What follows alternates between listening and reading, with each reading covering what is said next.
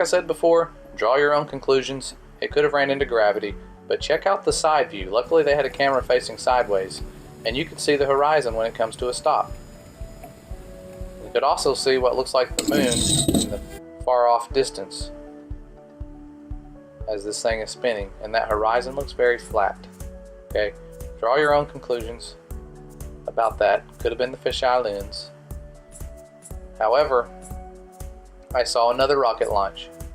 This time it was at night, and people ask, why did that rocket not explode if it was moving that fast? That's a great question, a legitimate question. I'm not going to avoid that question because I think there were some miraculous circumstances and some properties about the firmament that we did not understand. People say, well, it's a solid glass dome. Well, that could probably be partly true. However, this dome, this solid expanse, like a molten looking glass, they call it in the Bible, is impenetrable. We've tried to blow it up before during Operation Fishbowl. I won't go too much into that aspect of it and the history of it. I trust that you'll look into it after you see what you're about to see later on. But this rocket at night was traveling and doing some weird things like we've seen rockets do before at night. And it's very mysterious. And there's really no explaining exactly what we're seeing. But we do know that this thing is doing something weird. And I was looking at it and watching it and going, well, it doesn't look like it hit the firmament. And then, to my surprise, I seen some ripples, and you're about to see them, move across what appears to be the firmament. And there they go. These ripples look just like ripples you've seen on water, but this is really, really far away. These are giant ripples moving outward. I thought that was spectacular. I had never seen anything like that. And those are my first clues that these rockets might have been hitting something, and this might be partly why they are lying about deep space and sending us all sorts of animations. Then I came across these sprites, which is a phenomenon known as upper atmospheric lightning, and people don't know about this. Your common person does not know about these things, and they occur way above clouds. Clouds are around 3.5 miles high. Sprites occur about 65, 70 miles high, where those rockets were coming to a stop. And these scientists, they show a documentary. This was by Nova, it was on PBS, and didn't really think much about it when I first saw it until I started putting the pieces together. And then I saw something, a barrier, light up above this sprite. And I thought, what if this is the firmament? And I analyzed this footage.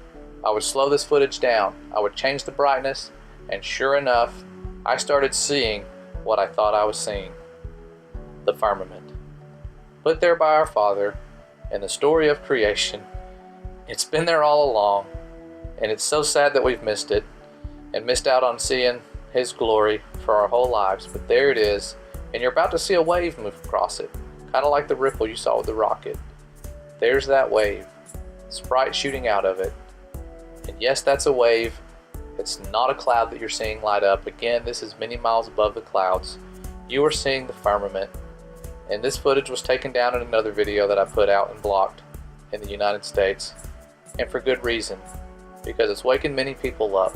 They are seeing this solid proof that there's a barrier that these things are shooting out of, these sprites that were mentioned in the book of Enoch. When it talked about stars rising up and becoming lightning and not losing their form, I thought that was crazy. That book was removed from the Bible, and it explained exactly how our system works, the math behind it and everything. But there's the firmament. You can see it. Again, draw your own conclusions. The fact that it's right where those rockets were stopping is no coincidence. Don't take my word for it. Keep looking into it. But I'm going to show you some more proof that the sun, moon, and stars are not light years apart, like we've been told. The nearest star, if it's as far away as they say it is, we would be able to observe that in one night while looking at star trails. However, that's not what we see. We do not see the types of parallax that we can prove that we would see. And I know people say, Well, it's a different type of parallax because you're only seeing the stars from a spinning Earth. Well, there's experiments you can do with a camera that you spin as if it were Earth with lights placed at various distances. And when you use the scale that the heliocentric model gives us, it's really hard to do on Earth because it's so far away.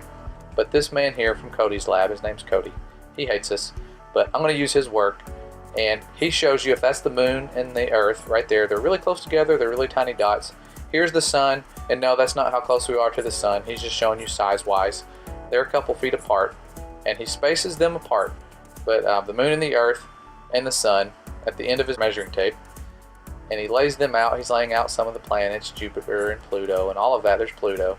So he's laying these out on a football field.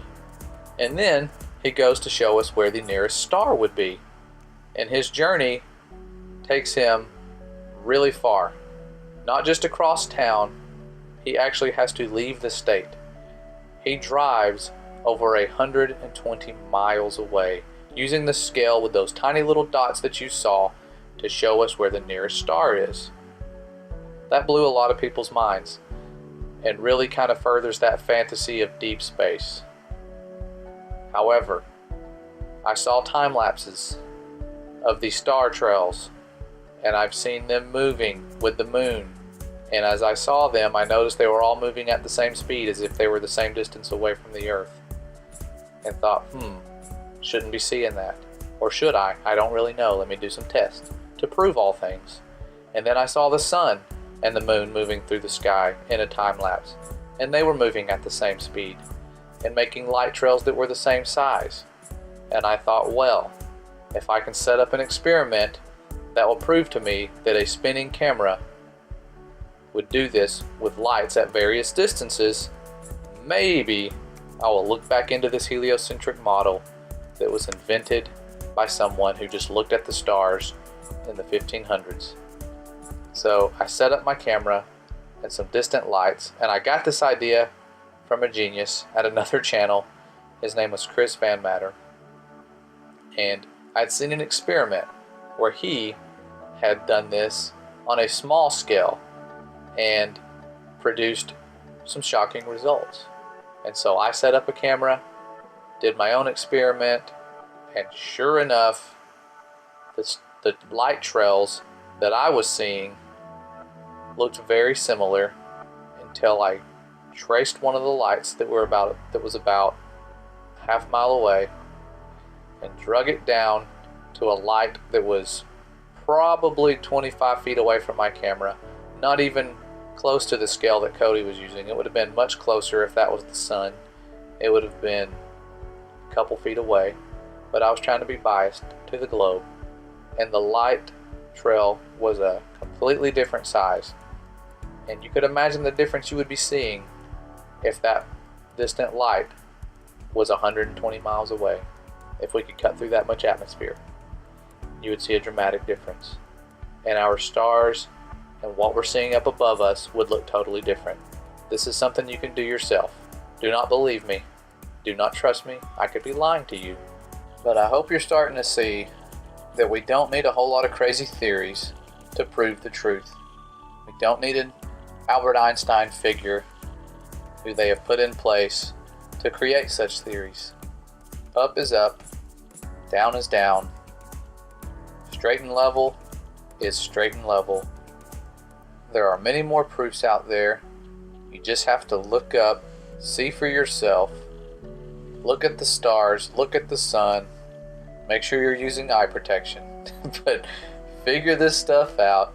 It's really awesome. The truth and the fact that they have been able to pull one over on us for so long is quite impressive. But go ahead, suck it up, admit that you were fooled, no big deal, swallow your pride, and do some investigation. The truth really does sound crazy. But once you find out the truth, the lies that you believe sound a whole lot crazier. I encourage you guys to share this before it's deleted again. Download it, mirror it, upload it, whatever you want to do. It's free for anyone that wants to use it. I love you guys. The Father loves you way more than I do and sacrificed a lot more for you than I ever will. I pray and ask that you get to know Him and understand who you really are, and that it's okay to lose the things of this world to gain something that you cannot lose, that you do not deserve, and I ask that it sets you free. For the Father's glory, Yahuwah Elohim, the one true Father, who made this earth, who made the heavens, and He loves you. And I thank Him for sending me here to tell you this, and so that you understand exactly who you are and who He is. If you like the video, leave a like. We upload every week, sometimes every day. So if you like this content, subscribe, like and share. Thanks for watching.